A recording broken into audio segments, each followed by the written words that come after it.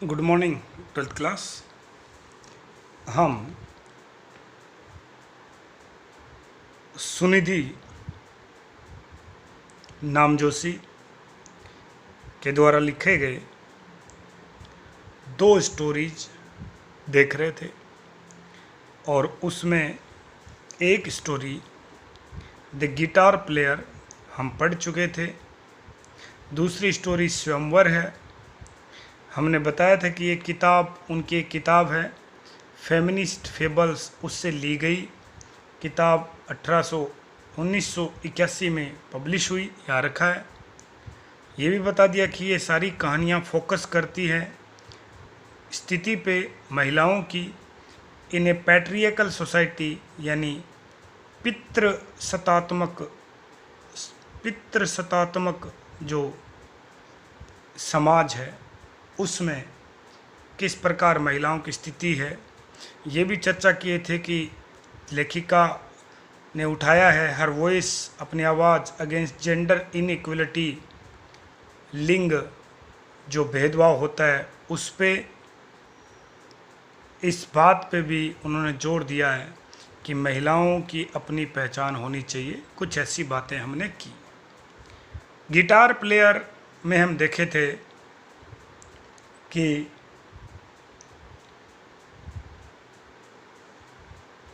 एक लड़की है जो गिटार बजाती है और किस प्रकार उससे कुछ राहगीर प्रेम करते हैं, लेकिन उसके गिटार से या उसके म्यूजिक से नहीं करते हैं। ये जो कहानी है स्वयंवर, इसका हम यहाँ से देखते हैं। देखिए, द स्टोरी स्वयंवर is about women's freedom. Women यानी महिलाएं और फ्रीडम यानी उनकी आज़ादी की जो कहानी है महिलाओं की आज़ादी के बारे में है। एंड फोकस, और वो केंद्रित है, किस पे केंद्रित है? ऑन द फैक्ट, इस सच्चाई पे, that certain set roles are assign to women in Indian society. बड़ी शानदार बात कही। और उन्होंने ये भी दिखाया है कि इंडियन सोसाइटी यानी भारतीय समाज में वीमेंस यानी महिलाओं की रोल्स यानी भूमिका, कि भारतीय समाज में महिलाओं की भूमिका पहले से ही निर्धारित होती है। सर्टेन, निर्धारित, आर असाइन का अर्थ होता है नियुक्त करना, कि उनकी एक भूमिका पहले तय कर दी जाती है। यानी आप समझें कि जब एक लड़की का जन्म होता है तो इस तरह एक लकीर खींच दे देते हैं, बोला जी ये आपकी लिमिट है, आप इसको क्रॉस नहीं कर सकती। और लड़की की कोई लिमिट नहीं है, चाहे वो कुछ भी करे। तो स्वयंवर में इस बात पे जोर दिया गया है कि लड़का और लड़की पूर्ण रूप से बराबर है। ये आप लड़का रात को 12 बजे आ रहा है, हम कुछ नहीं पूछते। लड़की दी 8 के 8:15 आती है तो हम पूछते हैं। इसका मतलब हम भेदभाव कर रहे हैं। बराबर टोकना चाहिए हमें। If she wants a little more freedom, a little यानी थोड़ी सी, और यदि एक महिला को थोड़ी सी आज़ादी चाहिए, द पेरेंट्स, माँ बाप, द मेंबर ऑफ सोसाइटी, समाज के लोग, आर अनहैप्पी, दुखी हो जाते हैं। मतलब लड़की ने थोड़ी आज़ादी क्या मांग ली, यूँ समझो कि उसने चांद तारे मांग लिए। ये गलत है। अपने समाज में ऐसा होता है, हम भी देखते हैं, जो पूर्ण रूप से गलत है। लड़का लड़की बिल्कुल बराबर है और दोनों के प्रति हमारी सोच बराबर रहनी चाहिए। मैन, MEN लिखा, बहुवचन लिखा, ध्यान से देखना। पुरुष, सभी पुरुष थिंक, सोचते हैं, देमसेल्फ, अपने आप को, to be superior to women. सभी पुरुष अपने आप को महिलाओं से श्रेष्ठ समझते हैं। तो क्या सभी पुरुष महिलाओं से श्रेष्ठ हैं? बिल्कुल नहीं। हजारों महिलाएं हैं। आप साक्षी मलिक पहलवान, आप तोरू दत्त लेखिका, इंदिरा गांधी, लक्ष्मीबाई, सरोजिनी नायडू, प्रतिभा पाटिल, सुमित्रा महाजन, पता नहीं, सुषमा स्वराज, अनेकों नाम, कल्पना चावला, किरण बेदी, PT उषा, आपको अनेकों नाम मिलेंगे जो जिन महिलाओं ने न केवल अपने देश में वर्ण पूरे विश्व में नाम कमाया है। And don't like to accept their defeat. Accept करता है स्वीकार करना और डिफीट का अर्थ है हार। और ये बात सही है कि हर पुरुष अपने आप को महिला से मजबूत समझता है, और अपनी डिफीट यानी हार, यदि कोई प्रतियोगिता हुई या कुछ बात हुई और उसमें वो हार गया ना, तो उसको स्वीकार नहीं करेगा, बोलेगा ना ना जी ये तो चीटिंग, ऐसे हो ही नहीं सकता, मैं थोड़ी ना हार सकता हूँ। हाउएवर, फिर भी, ए वुमेन सिंगुलर लिखा है, एक महिला, लाइक्स पसंद करती है, टू चूज ए कंपेनियन, फिर भी एक महिला, कंपेनियन का अर्थ साथी, एक ऐसे साथी को चुनना पसंद करती है, who believes in gender equality. ध्यान से देखना, इक्वलिटी लिखा है कि महिला को वही साथी पसंद है जो लैंगिक समानता, यहाँ लिख रहा हूँ जी, देखना, लैंगिक समानता में विश्वास रखे। किसमें? लैंगिक समानता, यानी स्त्रीलिंग या पुल्लिंग के आधार पर भेदभाव ना करे। वैल्यूज, महत्व दे हर टैलेंट, उनकी जो प्रतिभा है, उनके जो गुण हैं, टैलेंट यानी प्रतिभा, उनके जो प्रतिभा हैं महिलाओं की, उन प्रतिभाओं को भी वो क्या दे? सम्मान दे। Except his own shortcoming, देखिए शॉर्ट कमिंग का अर्थ होता है दोष, कमियाँ, अपनी कमियों को भी वो स्वीकारे, अपनी कमियों को भी वो मान ले, ऐसा साथी या जीवन साथी आप कह सकते हैं महिलाओं को पसंद होता है। तो इसी बात पे ये स्टोरी है कि इसमें बताया गया है कि महिला और पुरुष दोनों समान हैं। आपके अंदर ऐसे विचार होने चाहिए कि आप जेंडर इक्वलिटी यानी लैंगिक समानता पर विश्वास करें, एक महिला की जो प्रतिभाएं हैं उसके गुणों को सलाम करें, ऐसी सोच आपकी होनी चाहिए। चलिए इस कहानी को देखते हैं। स्वयंवर इस कहानी का नाम है। ये राजा महाराजाओं के समय होता था।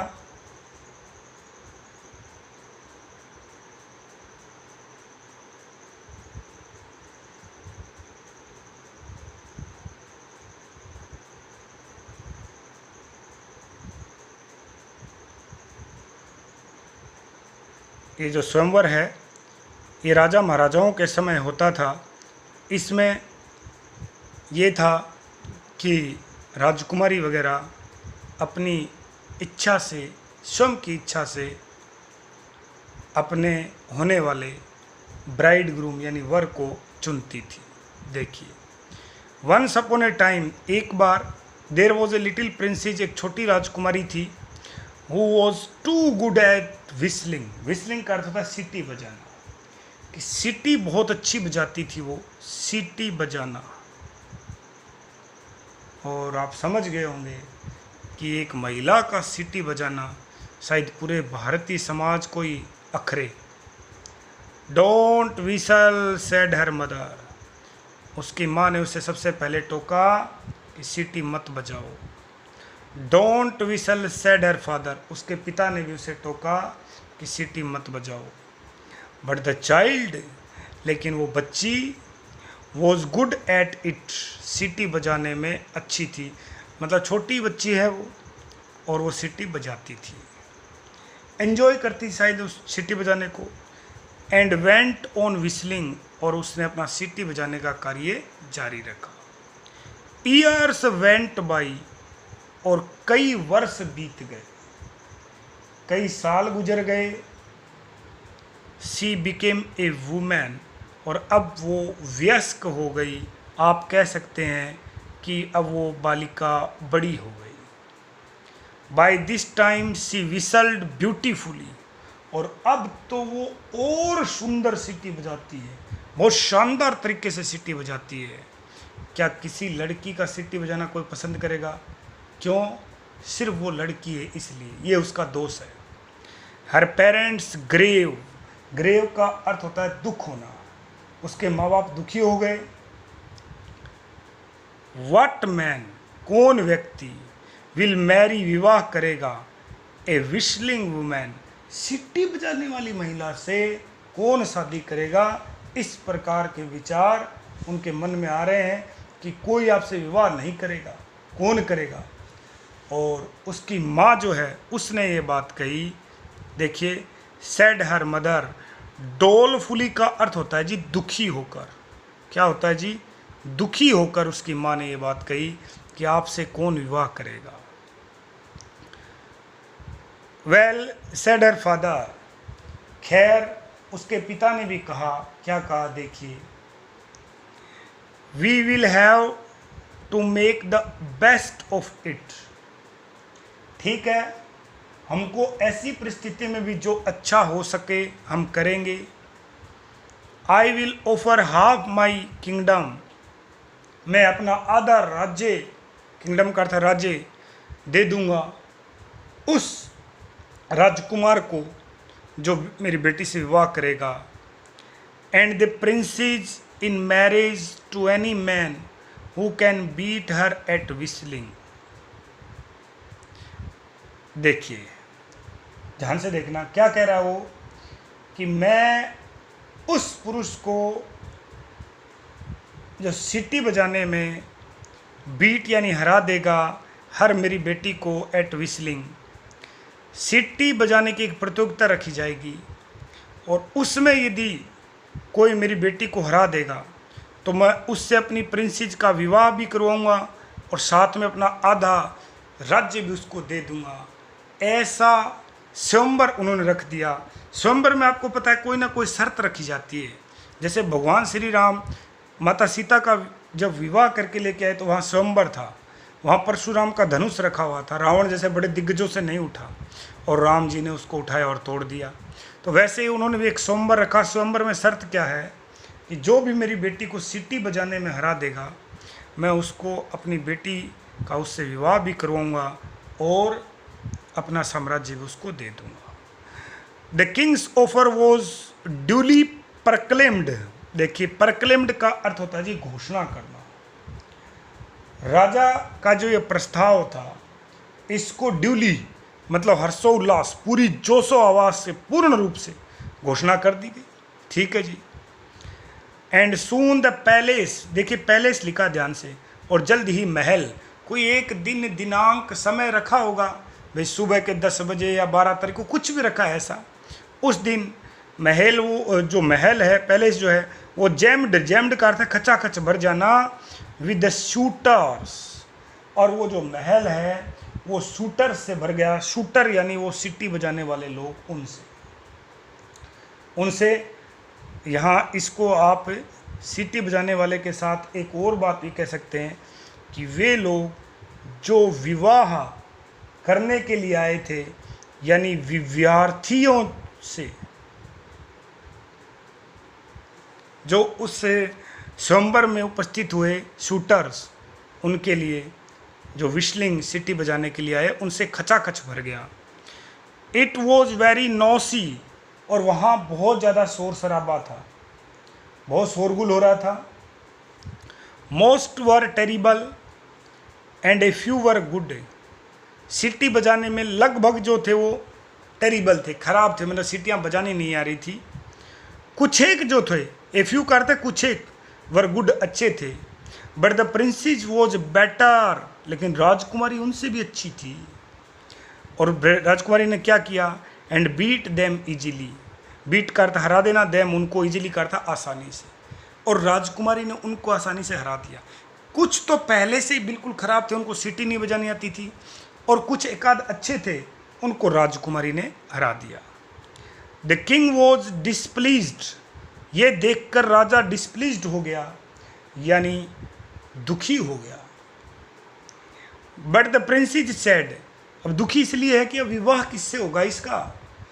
लेकिन राजकुमारी ने कहा नेवर माइंड, कि फिक्र मत करो फादर, पिताजी। Now let me set a test, अब मुझे एक टेस्ट रखने दो, यानी एक परीक्षा मैं भी लेती हूँ। And perhaps some good will come out of it. Come out of it का अर्थ होता है परिणाम, गुड का अच्छा, विल गागेगी की ध्वनि देता ही है, और मैं गारंटी लेती हूँ कि कुछ अच्छा परिणाम जरूर निकलेगा उस टेस्ट का। Then she turn to the suitors, फिर वो उन लोगों की तरफ मुड़ी जो क्या करने आए थे, विवाह, यानी विवाह प्लस अभ्यर्थी आप कह सकते हैं। डू यू एक्नोलेज, एक्नोलेज का अर्थ होता है मान लेना, और उसने कहा, क्या तुम मानते हो that you are beaten fairly? Beaten का अर्थ हराना, फेयरली का अर्थ अच्छे ढंग से। वहाँ जितने भी जो बचे थे 10, 20, 50 जिसको राजकुमारी ने हराया सीटी बजाने की प्रतियोगिता में, उन सब से पूछा, क्या तुम अपनी हार स्वीकार करते हो? No they all roar. Roar का अर्थ दहाड़ना। सभी के सभी ऊंची आवाज में बोले, ना जी, हम बिल्कुल भी अपनी हार को स्वीकार नहीं करते। ऑल एक्सेप्ट वन, सिवाय एक के। सब ने ये कहा, लेकिन एक व्यक्ति ऐसा है जिसने क्या कहा, उसने ये मान लिया, बाकी सब मानने को तैयार नहीं। और बाकी सब का क्या विचार है? वी थिंक, बाकी सब बोल रहे हैं कि हम सोचते हैं, इट वॉज ए मैजिक, ये जादू था, तुमने कोई जादू टोना कर रखा है। सम शॉर्ट ऑफ ट्रिक, या फिर आपकी कोई चालबाजी है। वो क्या कहा उन्होंने कि हम सोचते हैं कि या तो कोई जादू है या आपने कोई चालबाजी की। बट वन सैड, लेकिन एक व्यक्ति ने, ये जो ना अपवाद वाला सिवाय, उसी एक ने कहा, यस यस, जी हाँ, मैं अपनी हार मानता हूँ। ही सैड, उसने कहा, आई वॉज बिटन फेयरली, कि हाँ, मुझे बहुत ही सही तरीके से हराया गया, मुझे अपनी हार स्वीकार है, आप बहुत अच्छा बजाती हैं। अन्य लोग अपनी हार नहीं मान रहे थे क्योंकि वो अपने आप को पुरुष कहलाते हैं, वो अपने आप को शक्तिशाली मानते हैं। द प्रिंसेस स्माइल्ड, राजकुमारी मुस्कुराई, and turn to her father, अपने पिता की तरफ मुड़ी। She pointed to this man, और उस आदमी की तरफ इशारा करते हुए कहा, if he will have me, she said, I will marry him. यदि वह मुझे रखने के लिए सहमत है, ध्यान से देखना, इफ़ ही विल हैव मी, यदि वो मुझे रखे, हैव का अर्थ है रखना, विल गागे की ध्वनि देगा, आई विल मैरी हिम, तो मैं उस व्यक्ति से विवाह करना चाहूँगी। ऐसा क्यों? क्योंकि वो एक अच्छा व्यक्ति है, वो अपनी कमी को भी मानता है, अपने दोष को भी मानता है। तो इस प्रकार ये कहानी हमें ये शिक्षा देती है कि आप पुरुष या महिला के आधार पर समाज में भेदभाव नहीं कर सकते। कोई भी श्रेष्ठ हो सकता है, महिला भी हो सकती है। अनेकों नाम हमने देखे हैं, कल्पना चावला से लेकर रानी लक्ष्मीबाई तक, जिन्होंने अंग्रेज़ों के दांत खट्टे कर दिए थे, ये उन्होंने बताया। तो इस प्रकार अपना ये पाठ भी बड़े शानदार ढंग से हमने कंप्लीट किया। उम्मीद करता हूँ आप नियमित रूप से पढ़ रहे होंगे और अपना कार्य भी कर रहे होंगे, और हमें करना भी है।